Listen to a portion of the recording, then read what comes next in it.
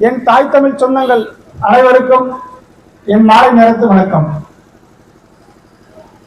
விடுதலை புலிகள் அழிக்கப்பட்ட காலத்தில் இந்தியாவின் வெளியுறவுத்துறை அமைச்சராக இருந்த சங்கர் மேனன் அவர்கள் த சாய்ஸஸ் அப்படின்னு புத்தகம் எழுதுறாரு.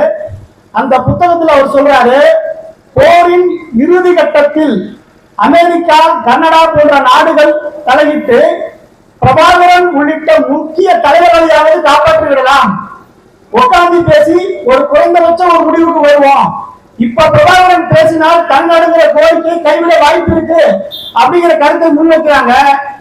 அப்போ அந்த செய்தியை இலங்கை அரசாங்கம் இந்திய அரசாங்கத்தை கன்வே பண்ணும்போது இந்திய அரசாங்கம் தமிழ்நாட்டில் கேட்குது. அப்போ தமிழ்நாட்டு தலைவர்களிடமா சொல்றாங்க, அப்படி ஒண்ணும் பண்ண வேண்டாம், மொத்த போரை நடத்தி பிரபாகரனை கொன்று ஒழித்து விடுங்கள் அப்படின்னு சொன்னது அன்றைய தமிழ்நாட்டின் முதலமைச்சராக இருந்த ஐயா கருணாநிதி அவர்கள். 1,00,000 தமிழர்களை கொத்து கொள்வதற்கு உடன் போன ஐயா கருணாநிதி தான் தமிழகத்தின் தலைவனா? தமிழர்களை நீங்கள் சிந்தித்து பார்க்க வேண்டாமா? இந்த இனப்படுகொலைக்கு பிறகாவது சிந்தித்து பார்த்திருக்க வேண்டாமா? இனப்படுகொலைக்கு முன்னாடிதான் தெரிய போயிட்டோம்.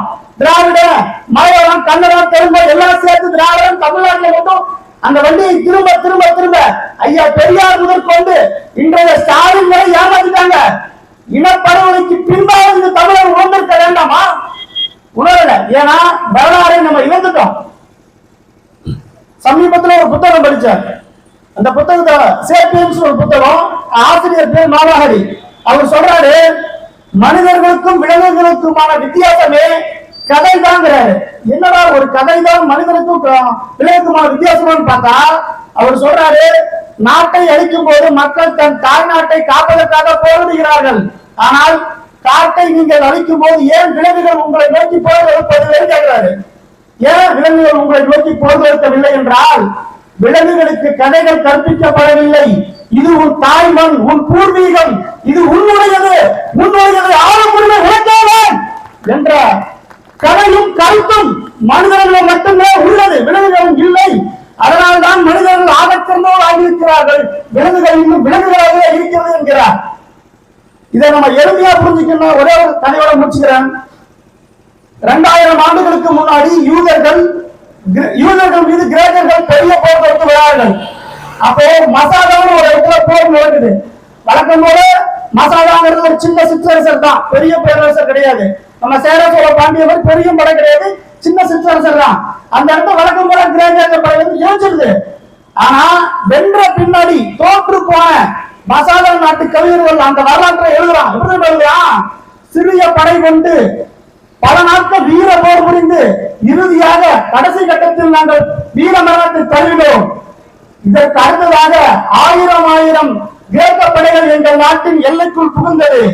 கிரேக்க படையின் கைகளுக்குள் சிக்கக்கூடாது என்று என் நாட்டின் அரண்மனை பெண்கள் 1000 பேர் தீக்குளித்து இறந்து போனார்கள் அப்படின்னு அந்த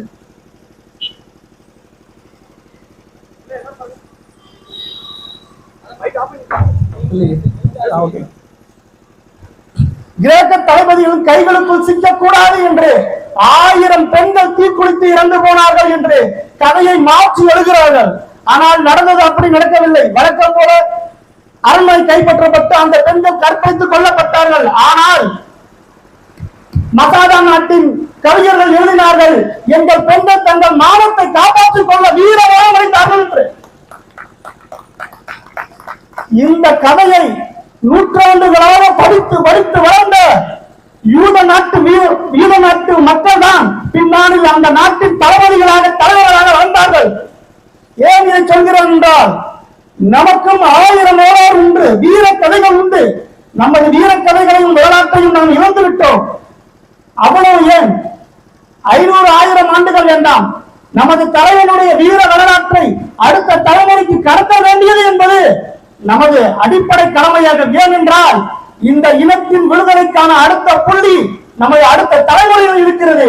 அதனால் நமது பாரதத்தில் ராஜராஜ சோழன் வரமாட்டான், மராத்திய மன்னன் சிவாஜி தான் வருவான். நமது பெரும்பாட்டன் காமராஜர் வரமாட்டான், ஈவே ராமசாமி நாயக்கர் தான் வருவார். ஆகவே தமிழர்களே, உங்கள் வரலாறு நீங்கள் அறிந்து உங்கள் அடுத்த தலைமுறைக்கு காட்டுங்கள். நன்றி வணக்கம். நான் தமிழர்.